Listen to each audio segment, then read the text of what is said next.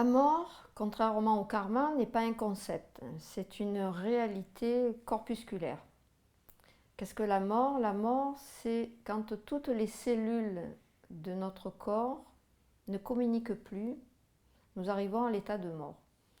L'instant de notre mort est très important. On sait que quand le médecin signe l'heure de la mort, tout notre corps reste encore un petit peu vivant pendant 40 jours. Cette vie est issue des cellules qui ne sont pas encore mortes et qui continuent à communiquer entre elles, et on appelle ça le corps astral.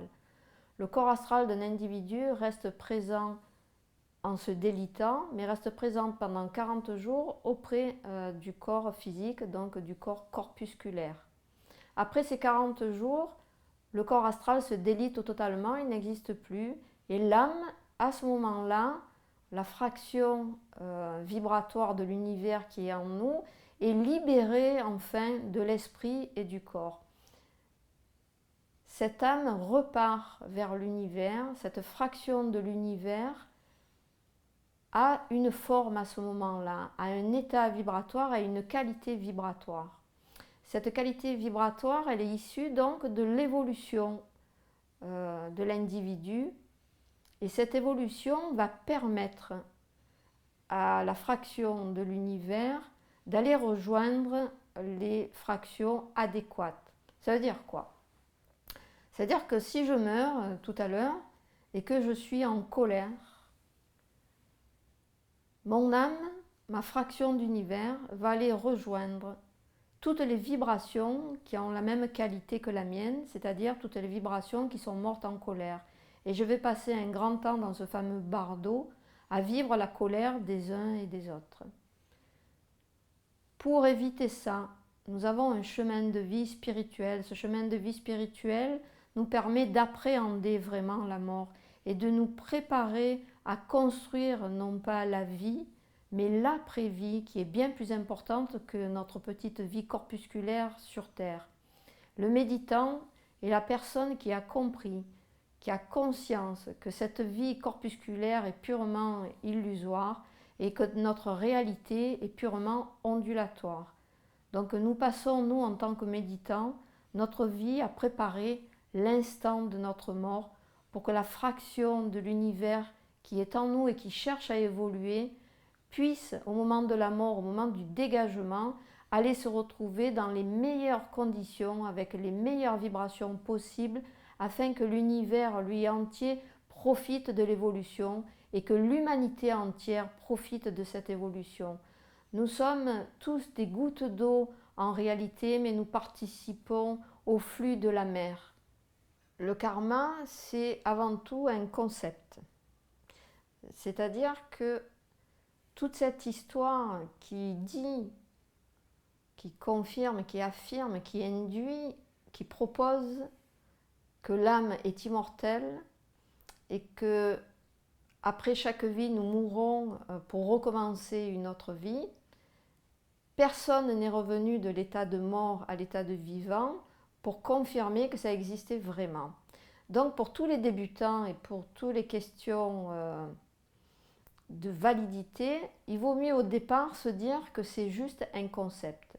C'est un concept qui permet à l'être humain de ne pas être perdu ou douloureux dans sa vie en pensant qu'après sa mort, il n'existera rien du tout. C'est quelque chose qui fait très peur, l'après-vie. La mort est une inconnue qui n'a pas de solution à l'heure d'aujourd'hui, sauf pour les médiums. Donc le karma, c'est en réalité le fonctionnement de l'âme. L'âme sert à quoi? L'âme n'a pas de service propre, mais l'âme est faite intrinsèquement pour évoluer. Pourquoi est-ce que l'âme doit évoluer? Puisque l'âme fait partie du tout. Le tout de l'univers est ondulatoire et chaque fraction de nos âmes correspond à une fraction de l'univers. Quand la petite âme d'un individu a évolué, alors l'univers a évolué. Comment on pratique l'évolution? On la pratique vie après vie. chaque section, chaque fraction de l'énergie de l'univers redescend systématiquement dans un corps, en tout cas en ce qui concerne la Terre, redescend dans un corps humain. Et dans ce corps humain, nous avons engrammé, nous avons prévu, nous avons souhaité, pendant que nous étions une fraction d'âme, nous avons souhaité apprendre quelque chose. Qu'est-ce qu'on apprend sur Terre? Sur Terre, on apprend l'amour, le partage, le développement, on apprend l'empathie, on comprend la douleur de l'autre, mais on n'apprend jamais autant que quand soi-même on est dans la douleur. Donc l'apprentissage sur Terre est quelque chose de difficile parce qu'il passe par la douleur. Et le karma, c'est toutes les leçons que nous n'avons pas apprises dans une vie sont reportées dans une autre vie jusqu'à ce que nous ayons notre validation, notre diplôme de vie qui va nous permettre de ne plus être réincarnés systématiquement. Quand on parle de karma, on peut tout de suite penser au nœud karmique.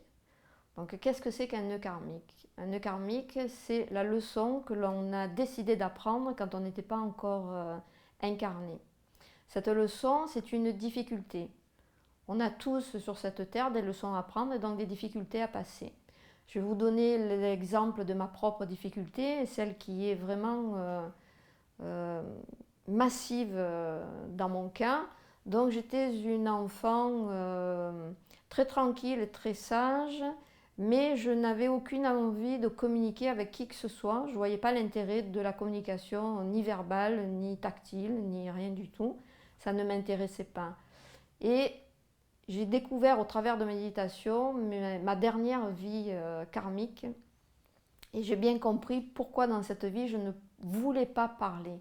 Donc mon nœud karmique est issu de ma volonté à ne pas communiquer. Bien. Tant que dans cette vie je ne dépassais pas cet aspect de la non-communication, je n'aurais pas appris ma leçon, je n'aurais pas évolué. Donc je suis passée quasiment d'une enfant un petit peu autiste, qui était dans la réalité mais pas dans la communication, à quelqu'un, vous le voyez aujourd'hui, qui en est maintenant à médiatiser ses propos, ce qui fait bien rire mes élèves du départ. Mais voilà, j'ai dénoué mon nœud karmique et j'ai appris ma leçon. Ma leçon, c'est tout ce que je sais, tout ce qui est en moi, tout ce qui est ma connaissance. Si je la garde pour moi, si je ne la fais pas passer aux gens qui en ont besoin, alors je ne vais pas faire progresser ma fraction de l'univers. Maintenant que je donne à tout le monde tout ce que je peux donner, tout ce que je peux savoir, je grandis moi-même et je fais grandir les autres. Donc je remplis mon rôle et je dénoue mon nœud karmique.